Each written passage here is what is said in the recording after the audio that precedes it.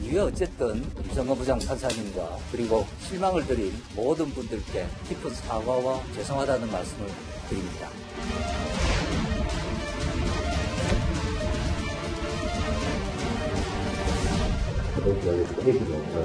왜냐면 스크립 보면 잘 이해하지 못하거든요.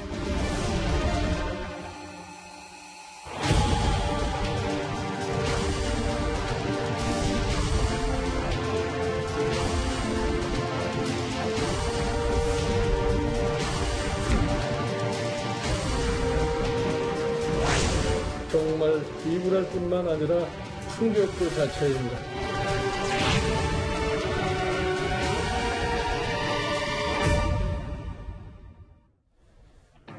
예, 금요일 뉴스톱10 바로 여기부터입니다. 과거 대한민국 사법부가 단 한 번도 경험한 적 없는 일이 벌어지면서 그 후폭풍이 상당합니다.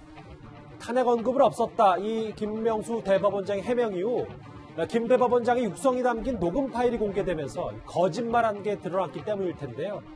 어제 김 대법원장의 퇴근길과 오늘 출근길 영상부터 곧바로 만나보겠습니다. 거짓말하신 거에 대해서 일선 판사들 사이에서 비판 제기되는데 어떻게 생각하십니까? 사실 만난 지 9개월 가까이 지나 기억이 좀 희미하였고 두 사람 사이에 적지 않은 대화를 나누었기 때문에 제대로 기억하지 못했습니다. 위원장 의원님, 이제 하나하나 짚어볼 텐데 먼저 어제 퇴근길에 저 김명수 대법원장의 사과를 두고 본인이 말을 바꾸고 거짓말을 한 것에 대해서 사과한 거지 여기 보는 것처럼 그 탄핵 발언 혹은 여당의 눈치 본 거에 대해서는 사과가 없었다. 뭐 이런 해석들도 좀 나오고 있거든요. 그렇습니다. 지금 김명수 대법원장의 발언이 문제되는 건 바로 두 가지 측면입니다. 좀 전에 앵커께서 지적하셨듯이 일단 사실이 아닌 것을 거짓말을 했다는 것이고요. 결국 우리가 법원이라는 게 거짓과 진실을 판단해주는 그런 기구 아니겠습니까? 그 기구의 최고 수장이 어쩌면 자신이 좀 바로 드러날 거짓말을 했다는 것 자체가 바로 문제일 것이고요. 또 하나는 바로 탄핵 부분에 대한 사과입니다. 이 탄핵은 김명수 대법원장 이야기했지만 이게 국회의 고유한 권능입니다.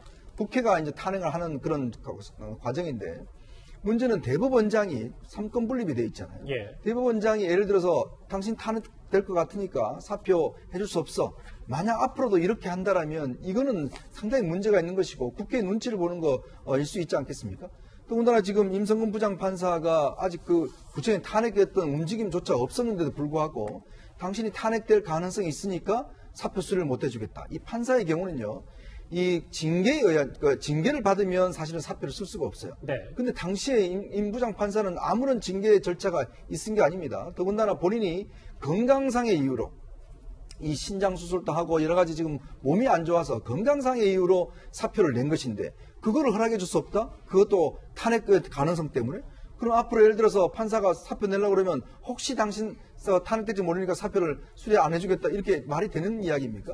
그렇기 때문에 결국은 사법부의 수장이 자신들의 스스로의 독립성을 지키지 못했다. 저는 오히려 거짓말도 굉장히 문제가 있지만 사실 탄핵 부분에 대해서 본인이 거론하는 사표를 수리해주지 않는 것 이것 또한 정치적 중립성을 지켜내지 못했다는 굉장히 중대한 저는 사유라고 봅니다. 그러니까 이 의원님 말씀은 거짓말을 한 것에 대한 사과는 물론이고 이 대법원장의 정치적 중립 논란에 대해서도 추가로 입장을 내놔야 된다 이런 말씀입니까? 그렇죠. 국회의장이 예를 들어서 그런 판결이 나올지 모르니까 그걸 못 해주겠다 이런 거와 똑같은 거잖아요. 즉 삼권이 분립되어 있고 탄핵은 탄핵대로 하는 겁니다. 그건 국회가 알아서 하는 것이고 그거를 예측해서 사법원장이 대법원장이 뭔가 결정을 못한다? 이건 말이 안 되는 이야기죠. 그런데요. 더구나 이 녹음 파일에 수차례 탄핵이란 단어가 언급된 점이 명백히 음성 파일로 드러나면서 김명수 대법원장의 9개월 전 일이라 기억이 희미했다는 해명에 대해서도 비판의 목소리가 나오고 있습니다. 정치적인 상황을 잘 보고 그 똑같고 이야기하면 지금 탄핵하자고 저래 나고 세치고 있는데 그거 내가 사표 수리했다고 하면 국회에서 무슨 이야기 듣겠냐면 탄핵이라고 그러고 있습니다. 나도 현실성이 있다고 생각하거나 탄핵이 되어야 된다는 그런 생각은 갖고 있지 않은데 일단 정치적인 그런 것은 또 상황은 또 다른 문제니까 탄핵 이야기를 꺼내지도 못하게 왜냐면 수리 보면 탄핵 이야기 못하잖아요. 그런 비난을 하는 것은 정말 적절할 거라는 생각이 들었어요.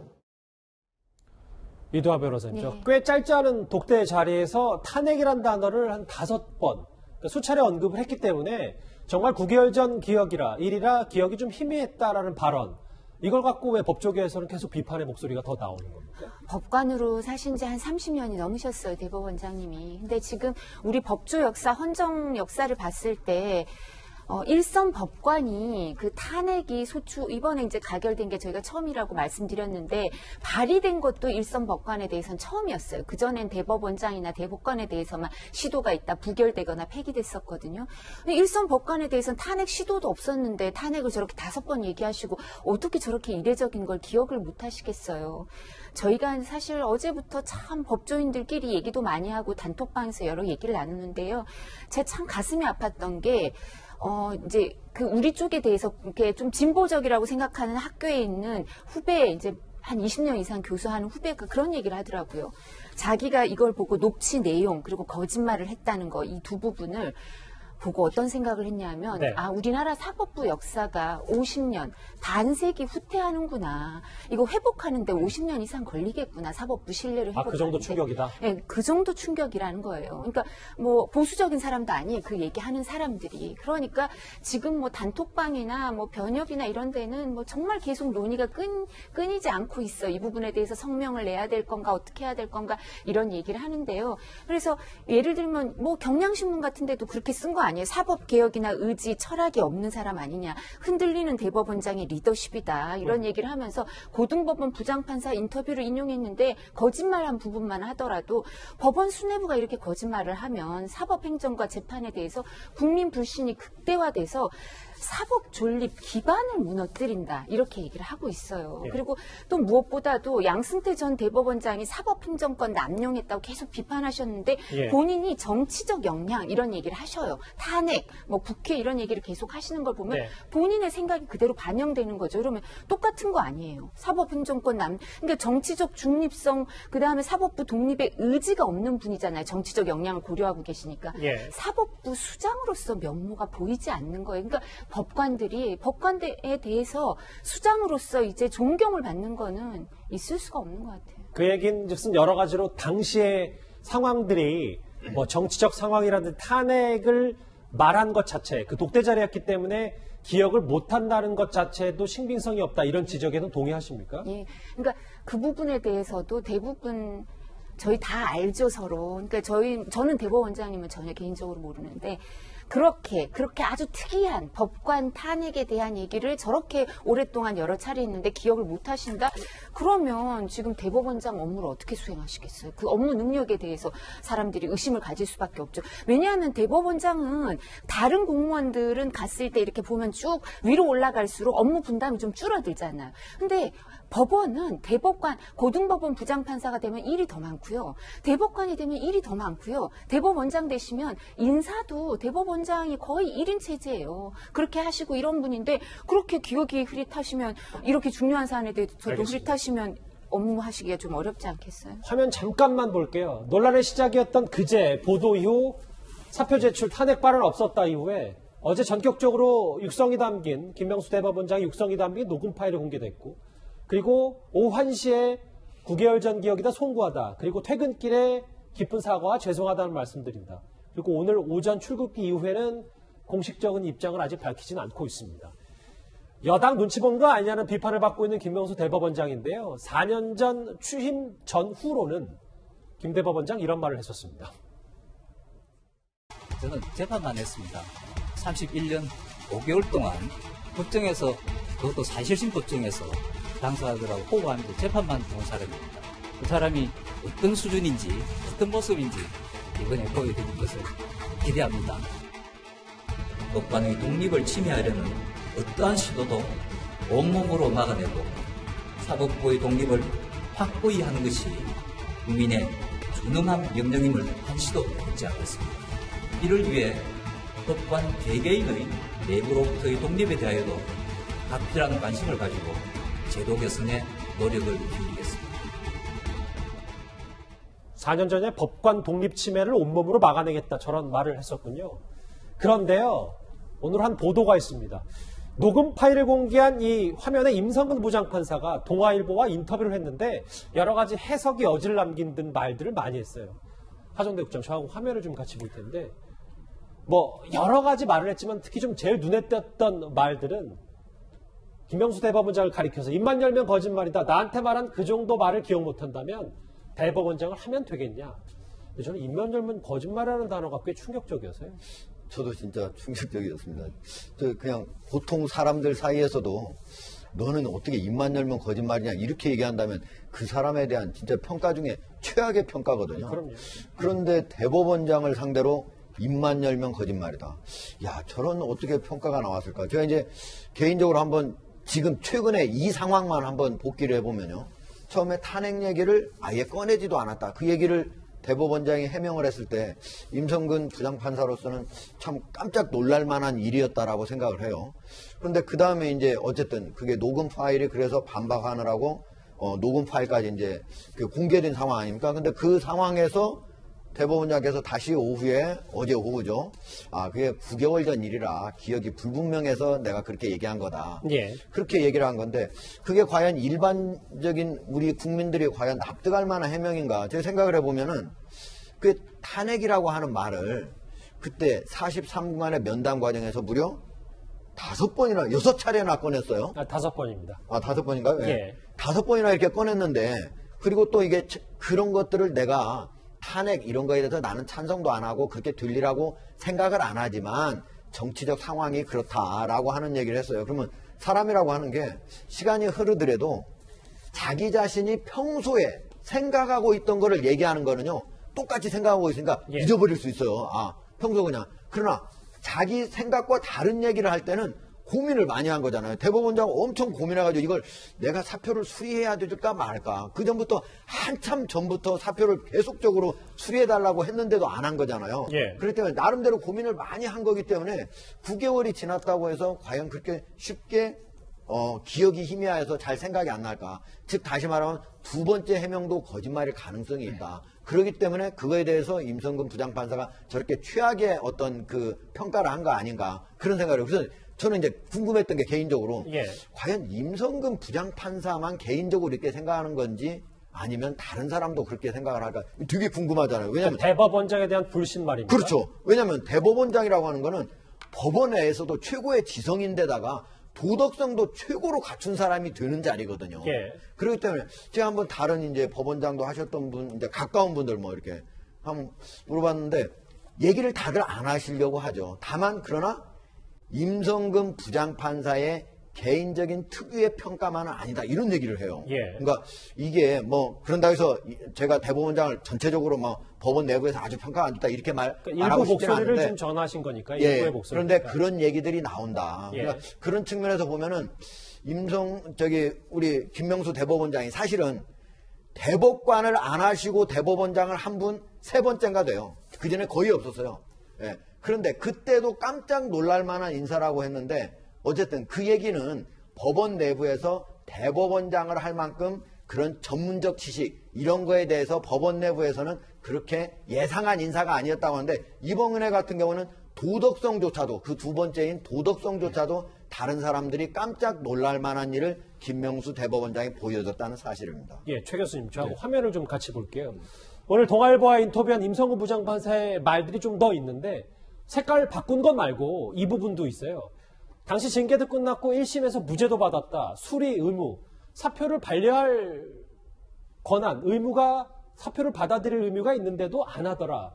라는 얘기를 했는데 실제로 그래서 임성근 부장판사는 개인적으로 소송까지 생각했다고 하더라고요. 뭐 그렇게 얘기하더라고요. 근데 이제 그거 자체를 본인은 포기했다고 얘기하던데 저는 임성근 부장판사의 사표 수리를 안 한 것은 저는 어느 정도 타당하다고 생각해요. 다만 탄핵을 거론한 것 자체가 잘못됐다고 저는 보거든요. 그러니까 대법원장이 그 얘기를 할 이유가 없어요. 왜 그 자리에 만나서 탄핵 얘기를 하는지 저는 이해를 못 하겠는데 예를 들면 임성근 부장판사, 제가 이제 임성근 부장판사의 주장만 있으니까 제가 반대로 그러면 임성근 부장판사의 주장에 대해서 조금 의문을 제기해 보겠습니다. 좋습니다. 2월에 1차 1심이 나왔습니다. 예. 1심 나왔지만 물론 무죄가 나왔, 직권남용에서 무죄가 나왔습니다. 본인의 권한이 없기 때문에 거기는 직권남용의 무죄가 나왔지만 위헌적 요소가 있다는 게 6번 기록이 돼 있어요. 그리고 누가 봐도 다른 재판관의 재판에 개입하고 거기에 판결문을 받아가지고 미리 보고 거기에 어떤 내용을 집어넣으라고 얘기하는 건 그건 법관으로 잘못된 행동이죠. 헌법이 위배되는 행동입니다. 그건 분명하게. 그래서 그 부분이 2월에 있었고요. 그리고 나서 사실은 4월에 총선 있고 나서 180석이 민주당이 가져갔습니다. 예. 그리고 면담을 요청한 게 5월이에요. 물론 2월에 1심 끝나고 나서 2월 이후에 민주당 의원들이 인터뷰를 통해서 탄핵해야 된다고 계속 주장하는 주장이 나왔었어요. 예. 총선 전에도 이미. 그러면 제가 그냥 생각하는 겁니다. 개인적으로. 임성근 부장 입장에서 180석 됐으니까 이건 이러다가 탄핵 추진하는 거 아니냐. 그래서 5월에 면담 잡고 뭐 제 생각입니다. 이것도 녹음하려고 준비하고 가서 녹음했을 가능성 있다고 저는 보거든요. 충분히. 물론 이건 제 추론이고 제 추측입니다. 그러나 반대로 얘기하면 임성근 부장의 그런 행동 자체가 사표를 수리하고 안 하고의 문제하고 다른 문제라고 저는 봐요. 즉 다시 말씀드리면 충분히 반대쪽에서 본다면 임성근 부장에 대해서 저런 태도가 어찌 보면 본인이 사표를 내서 혹시나 모를 탄핵을 막아보겠다는 의지를 갖고 했을 행동이라는 추측도 저는 가능하다고 말씀드리는 겁니다. 알겠습니다.